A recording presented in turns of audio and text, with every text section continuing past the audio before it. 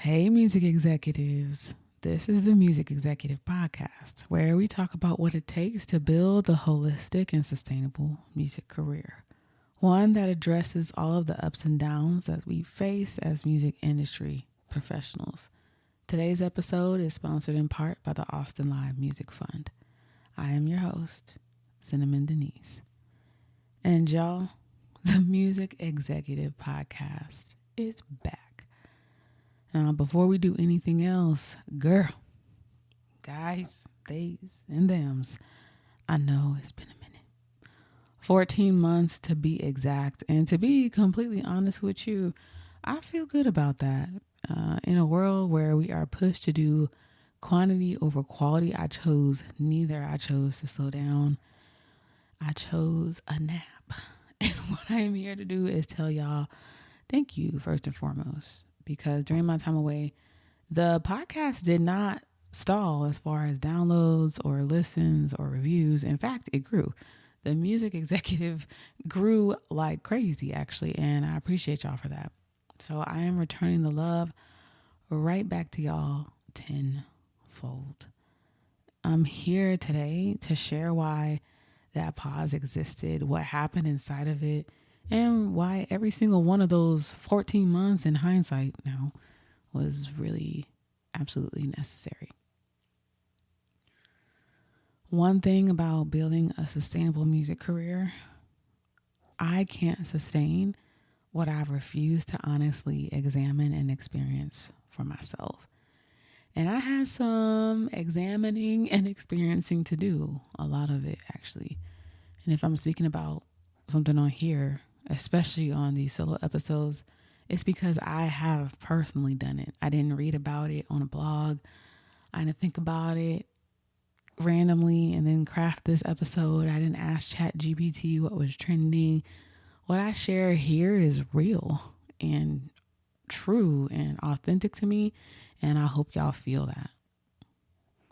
Today's episode is a field report from someone who went deep into my own burnout, sat inside of it for a while, and came out with 5 things I genuinely think are worth talking about.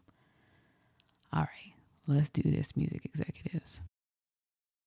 Ironically, one of the most popular episodes on this podcast is called How to Avoid Burnout.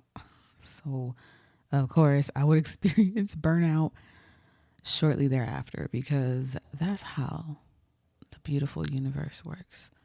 But this particular burnout cycle was a little different than what I was talking about in that episode. Not all burnouts are created equal, and this burnout felt more like a midlife crisis than it did a spiral, if you will. Like, it felt more existential and trippy, like, how did I get here? So I paused because I didn't have enough clarity anymore, which even saying that out loud right now feels a little bit scary. Regardless, for the sake of this episode, we will call this experience burnout. But maybe I'll do another episode on the importance and acquisition of creative clarity and vision. But y'all will have to let me know if you want to dive deeper into that. But to get out of this burnout that I was experiencing, the first thing I had to learn sounds so simple, but I had to learn how to rest. Not rest as in, okay, I'm going to take up pottery. Not rest as in, let me engage my brain in a different direction. Let me distract myself. I mean, actual, genuine, restorative rest, right? I'm talking about both rest and sleep. So I stopped filling my schedule with things and started resting, which resting is a thing. But now this was like not a big motion. This was not a big act of rebellion. This was, oh, okay. I have 5 minutes before I need to go into this meeting. I'm going to sit here and think happy thoughts and regulate my nervous system. This rest was, okay, I need to focus on getting this production done, but in order to engage in deep work, I need to be fully open. So I'm just going to sit here with my sun dog for 10 minutes and observe the world around me. And rest is meditative work, because what I'm really describing is meditation, essentially. Presence, awareness, stillness.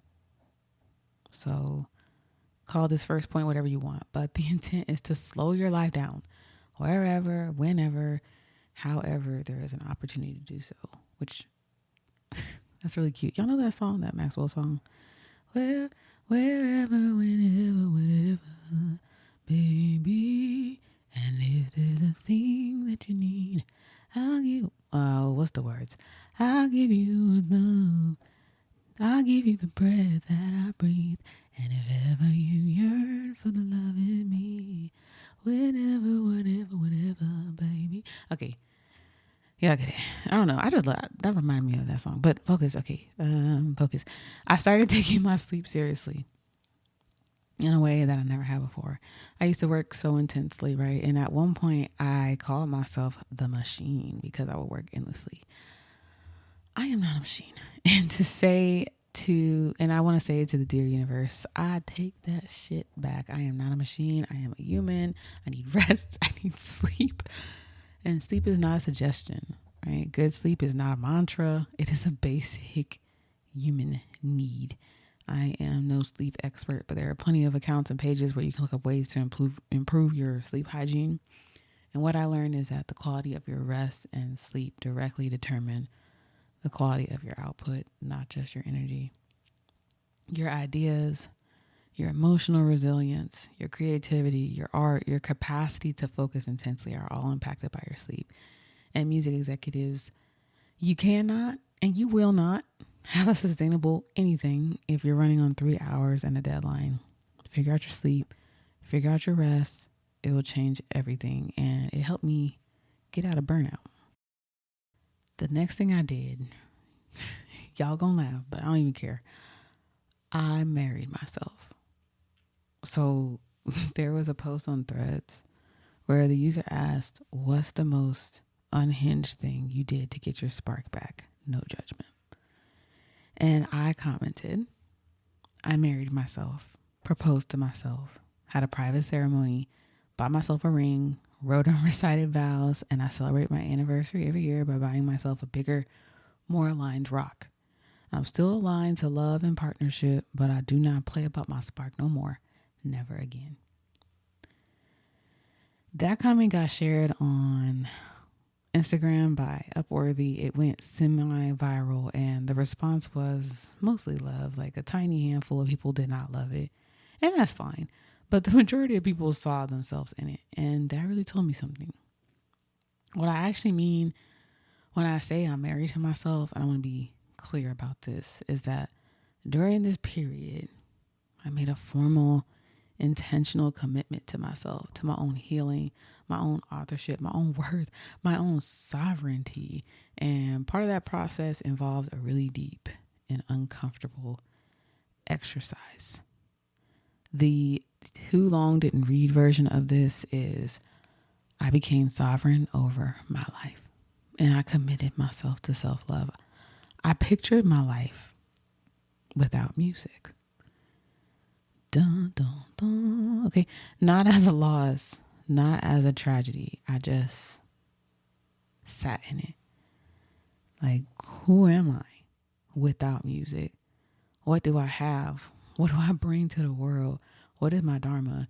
And the answer I arrived at was everything. I am still everything without music. And really, that's why music feels more alive now. Or that's why my music feels more alive now, in my opinion, than it did before. Because I'm not suffocating it with my ego, and I'm not suffocating with my need for external validation anymore. And music is not my identity anymore. It is something that I do. It's something that I love, but it is not the sum of my worth. It's not even a fraction of my worth, baby. And so once I really sat in that truth, and I mean really like sat in it, my relationship to music completely transformed. The outcome of my career stopped having power over my self-worth. I stopped measuring my value by streaming numbers or opportunities or who called back. I just let that shit go. Partially because I was tired, but also because it was time. And I think that is one of the most important things any of us can do as creatives, is to separate your identity from your output. Separate your worth from your results.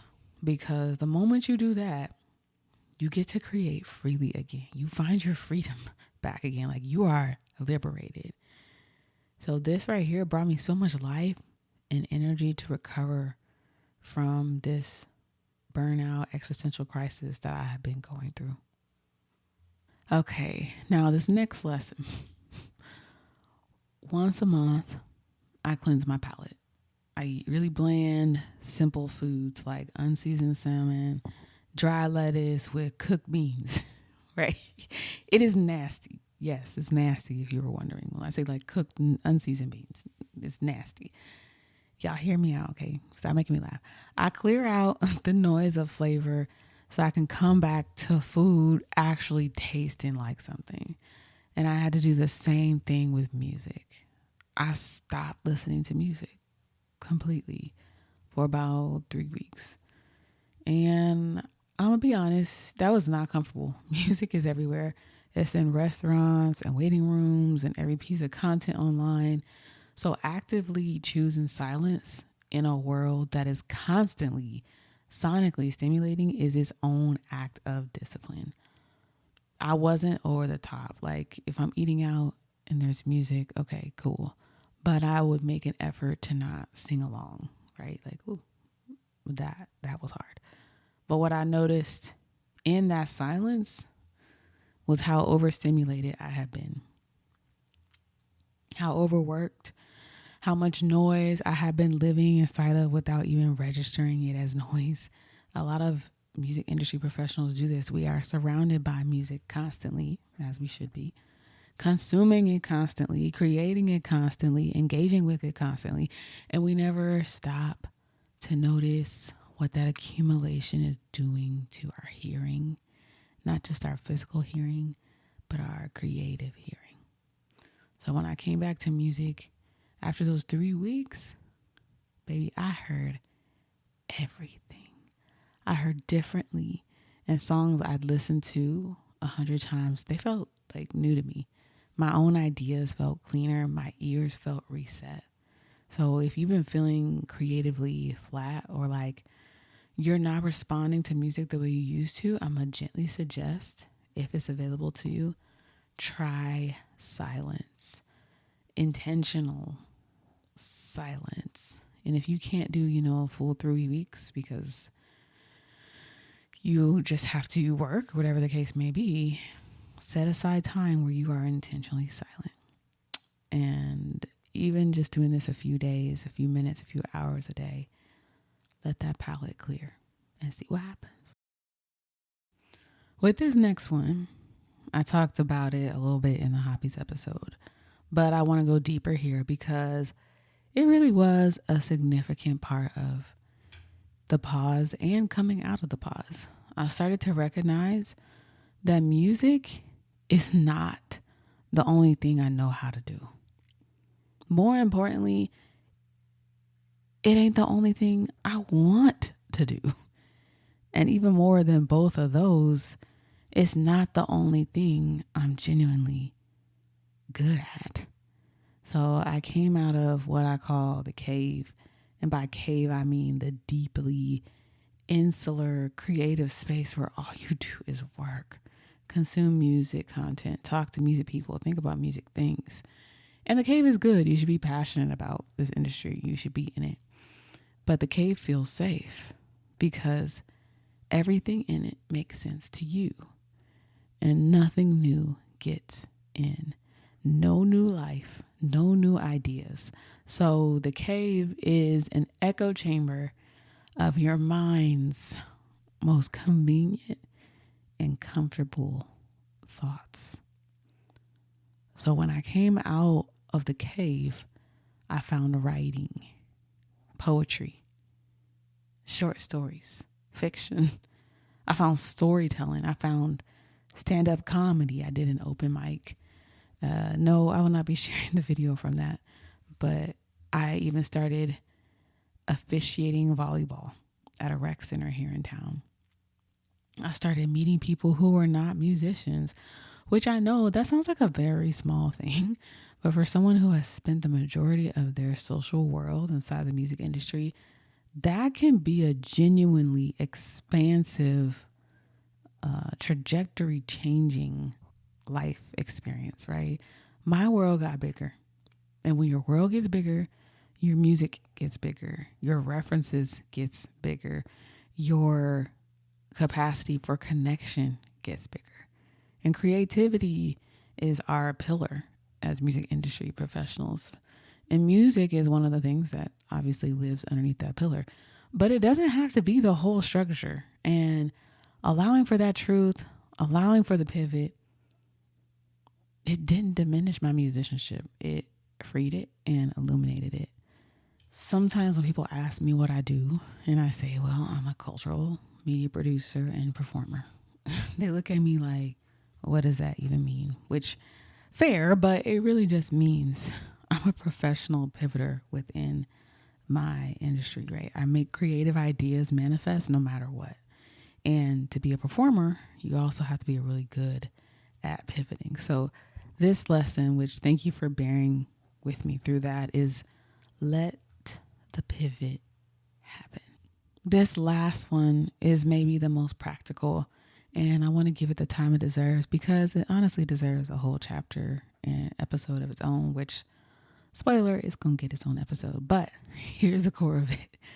I started approaching my life the way an athlete approaches their career in every dimension. Mentally, I developed a more intentional level of discipline around my mind, right? I started visualizing, not in a vague way. I mean, sitting down, closing my eyes, and building a picture of the life I actually want and who I actually am inside of it and who is there with me and who ain't there with me, right? And notably, music was not the center of that picture. Creativity and community were the center of that picture of my ideal life, right? I made creativity and community my pillars and then let everything else organize itself around those, music included.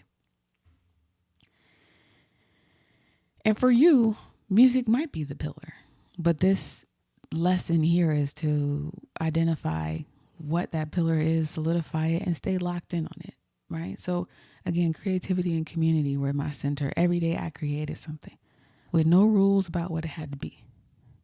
Now, mind you, we are always creating as it is, whether we know it or not. But I created with no intention of anyone else ever seeing what I made. Some days it was a song, some days it was a moment, a meal I made intentionally. I took, or a walk that I took with full presence, a written page that I put in a drawer. I romanticized my own life by taking candlelit showers. I treated myself exceptionally well. I practiced being someone worth taking care of. Like I married myself, like I told y'all earlier. And like an owner of a team does for their players or athletes, they know that their players are an asset. And so moreover, because athletes, some of the best ones, prioritize their health and their own improvement. So I started taking my physical health a lot more seriously. I love being active. I love practicing yoga, lifting weights, hiking with my son dog.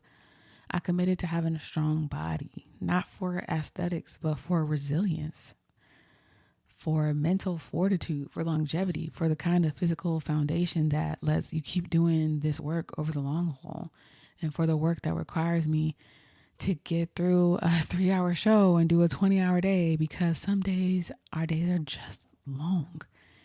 And I'm not going to hold y'all, last year I had some real health challenges, and I'm genuinely grateful that I have been building the physical and mental foundation before those challenges arrived, because it was a big part of how I got through that.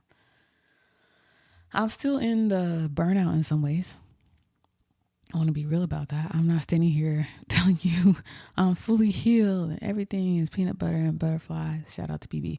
But I feel the cloud rising, right? And I can feel momentum underneath my feet.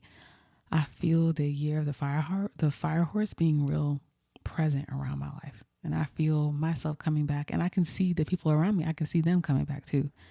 And it's not to who I was before, but to something and someone more honest and more grounded than I previously was.